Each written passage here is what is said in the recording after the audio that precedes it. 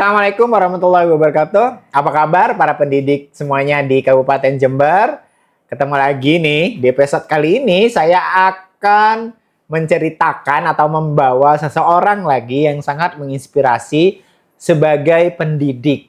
Dan beliau ternyata lulusan PPG Prajabatan.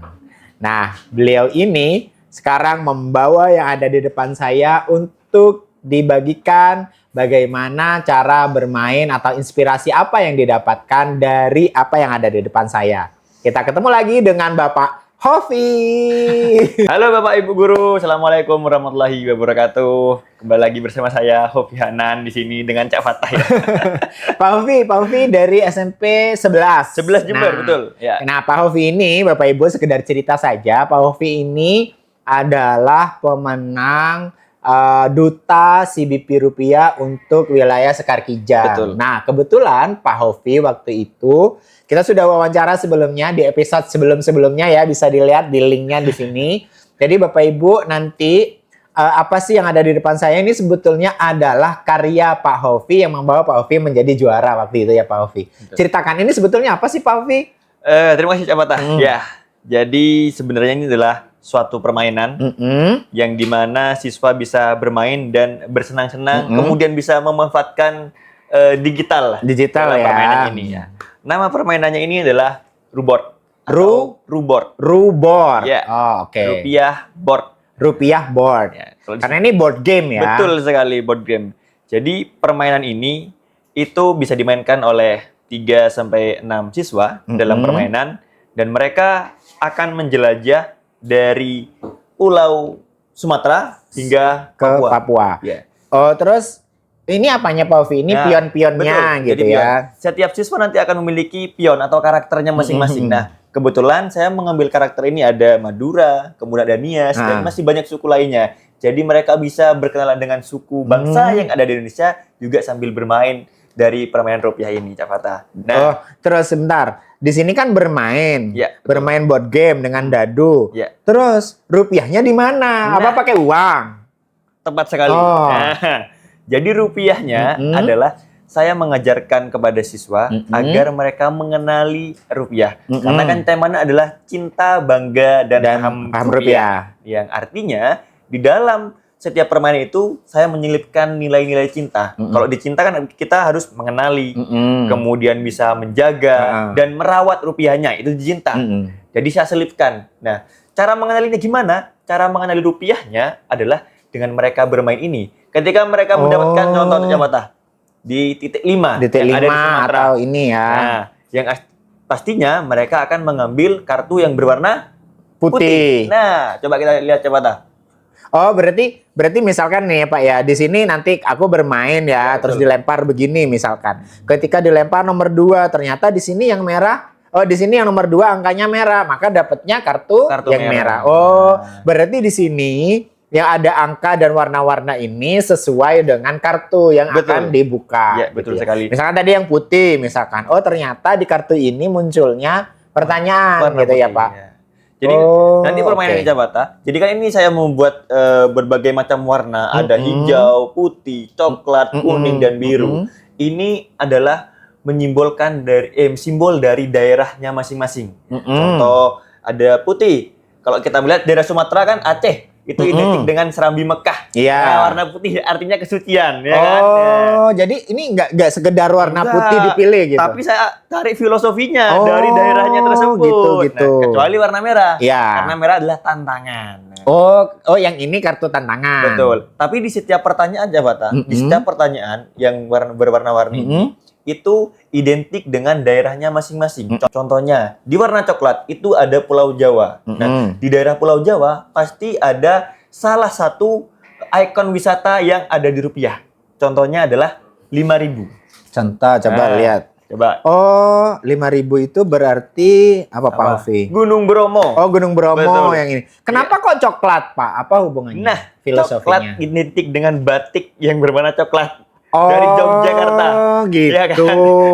Terus kalau kuning, Pak Hovi? Kuning Kalimantan. Kenapa kok begitu? Melambangkan kekuatan Kalimantan. Oh, jadi warna ini pun nggak anu ya, nggak asal-asalan gitu. Jadi ada ininya. filosofinya. Nah, di sini kalau yang merah itu tantangan. Kalau yang ini sesuai dengan ini ya, sesuai dengan daerah. Nah, Ada satu nih yang unik. Ini gambarnya begini-begini, Pak. Ini maksudnya apa?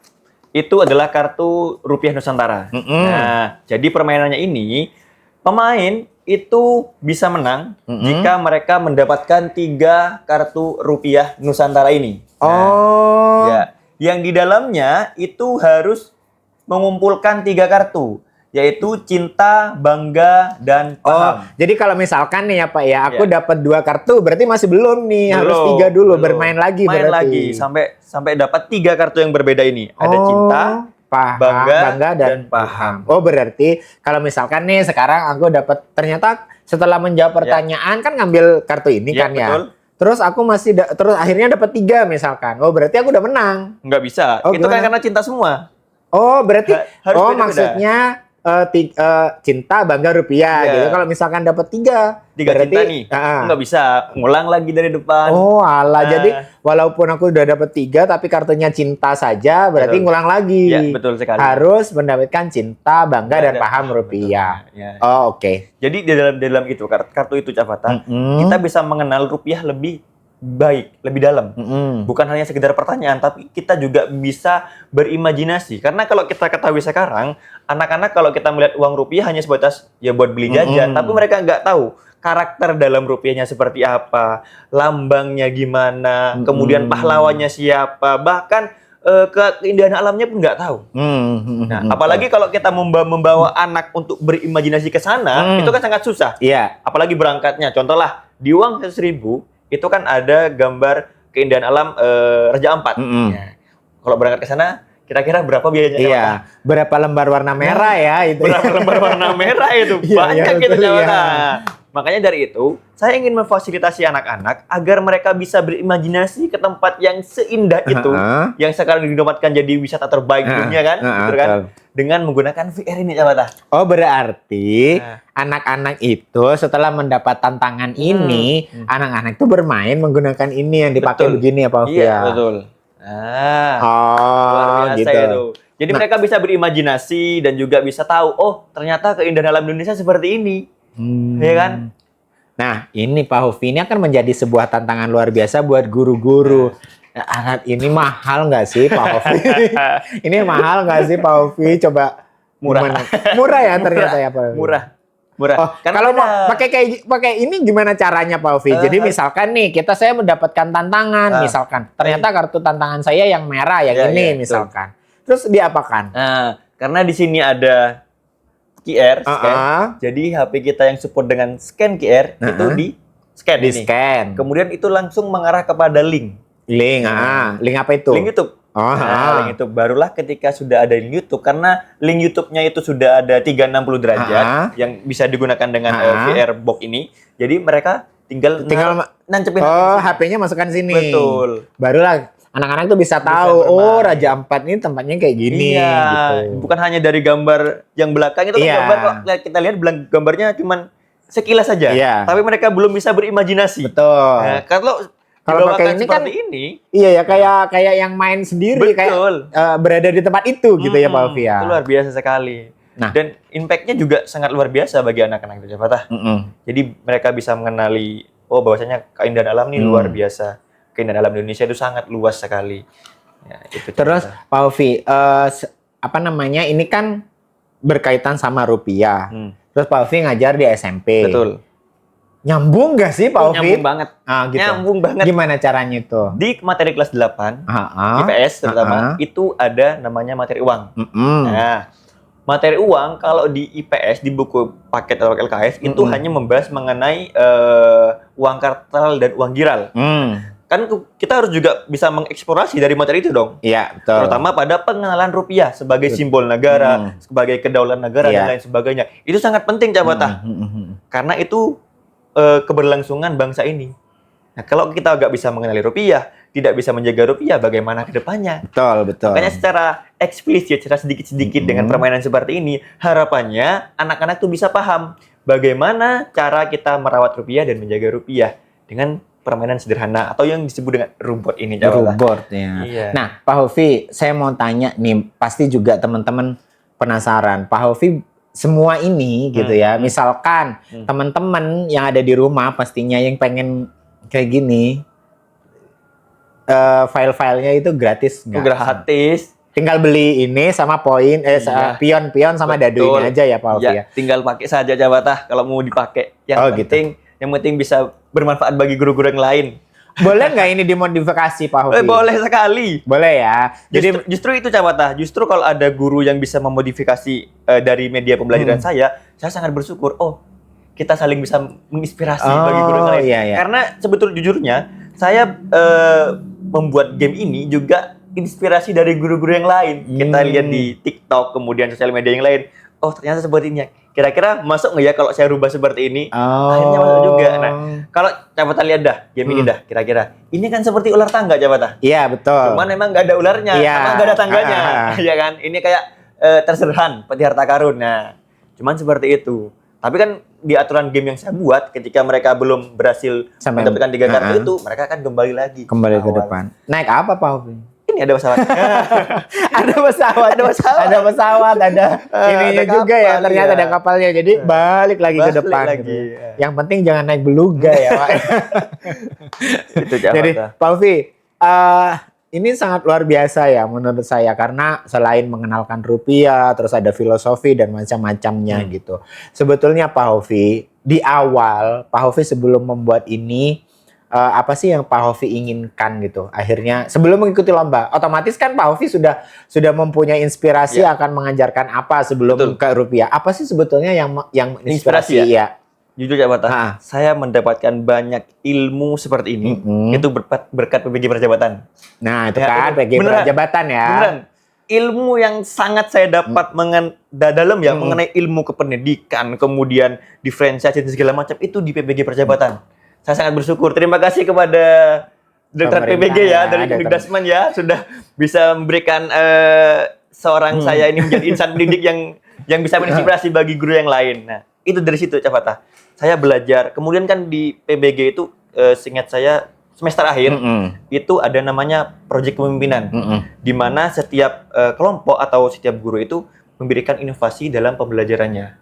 Nah, kebetulan saya sangat tertarik apa ya yang saya harus buat dalam pembelajaran ini betul. Gitu ya. Nah, karena kan saat itu masih masih sangat padat-padatnya. Cuman ini hanya sebatas rancangan saja.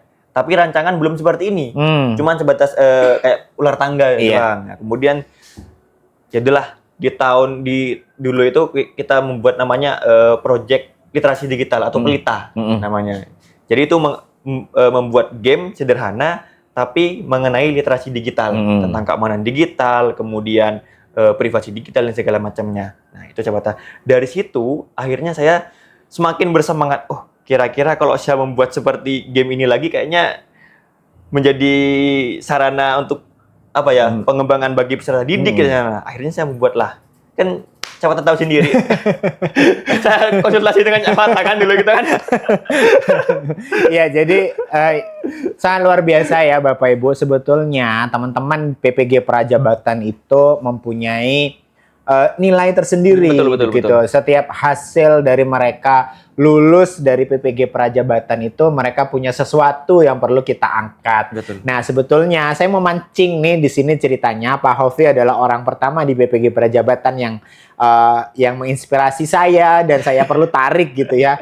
Dan mungkin teman-teman di Jember ada berapa PPG Prajabatan, Pak? Ada sekitar 500 ya. Betul. Siapa tahu 500 PPG Prajabatan atau alumni Prajabatan itu mempunyai inspirasi yang sangat luar biasa dan itu akan menjadi inovasi yang sangat membanggakan sebagai guru gitu ya atau calon guru yang sudah lulus dari PPG Prajabatan. Harusnya seperti itu Cavata. Karena gitu kan kita waktu pembelajaran kejar Dewantara, guru adalah orang yang harus berinovasi dan adaptif pada perkembangan zaman. Wah, betul. Yang artinya di sini adalah setiap insan pendidik itu mereka harus bisa membuat pembelajaran senyaman mungkin sesuai zamannya, yang artinya siswa bisa tertarik dengan pembelajarannya yang disampaikan oleh guru. Nah, itu kan Cavata. Jadi kan ada istilahnya kalau kata kejar Dewantara itu adalah guru pembelajar semajang hayat atau gimana ya? Iya, betul ya? Guru pembelajar semajang hayat. Betul. Itu. Kayak memang seperti itu. Jadi Pak Hovi, karena tadi Pak Hovi nyepil nih, guru sepanjang hayat.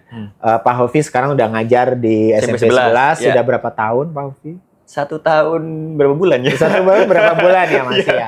Menurut Pak Hovi, apa sih yang dibutuhkan oleh guru, terutama teman-teman di BPG Prajabatan selain gitu ya, selain pengakuan sebagai guru gitu, sebagai guru atau diangkat menjadi PNS atau P3K atau semacamnya.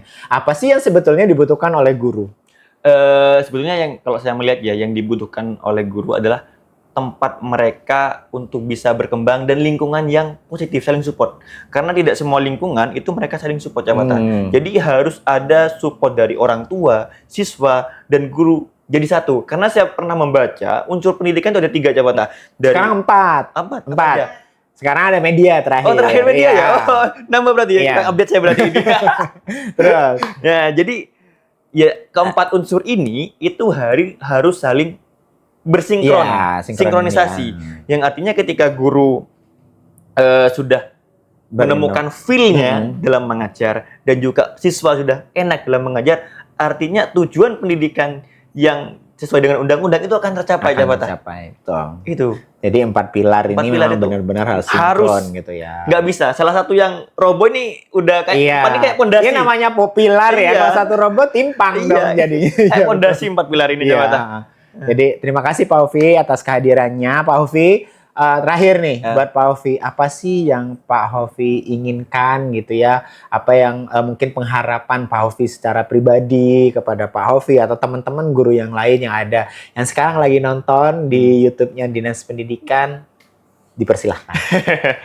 Ya harapannya untuk saya pribadi ya, jabatan. Karena saya tuh punya tagline yang selama ini saya gaung-gaungkan, yaitu learning by inspiring, belajar dan terus menginspirasi. Ya, harapannya saya bisa menginspirasi orang banyak. Ya, dari media yang saya buat ini, kalau mau duplikat atau mau diperbarui silahkan, saya akan buka seluas-luasnya. Dan juga saya ingin memberikan peluang bagi siswa juga untuk mereka bisa berkreasi lebih banyak lagi. Itu, jabatan. Kemudian satu lagi, jabatan, harapannya untuk semua pendidik, semua pendidik ya.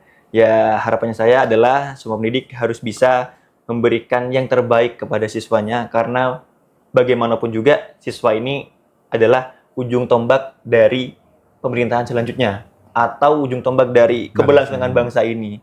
Itu, jabatan. Dan juga untuk pemerintah. Pemerintah nih, harapan saya untuk pemerintah terakhir adalah saya harapkan guru di seluruh Indonesia harus dipemeratakan, jabatan. Karena saya masih melihat banyak ketimpangan-ketimpangan di daerah-daerah terpencil yang masih kekurangan guru, kemudian kekurangan akses dari pembelajaran dan segala macam. Harapannya segera dapat diselesaikan agar bisa mewujudkan pendidikan sesuai dengan undang-undang yang berlaku, jabatan. Wah, luar biasa. Jadi terima kasih Pak Hovi dengan pengharapannya, semoga ini menjadi sebuah doa dan juga kepada teman-teman PPG Prajabatan ya yang masih sekarang bisa dikatakan tergantung ya nasabnya ya. Menggantung. Gitu ya, menggantung ya. Sudah jemuran kayaknya. Tapi semoga itu akan menjadi inspirasi untuk dan pemerintah segera mengabulkan segera permohonannya gitu ya. Apa yang diamini semoga teraminkan. Amin. Dan jangan lupa teman-teman PPG Prajabatan semuanya, kalau punya inspirasi kita sampaikan dan kita akan sebarluaskan melalui channel YouTube Dinas Pendidikan Kabupaten Jember. Sampai jumpa. Wassalamualaikum warahmatullahi wabarakatuh.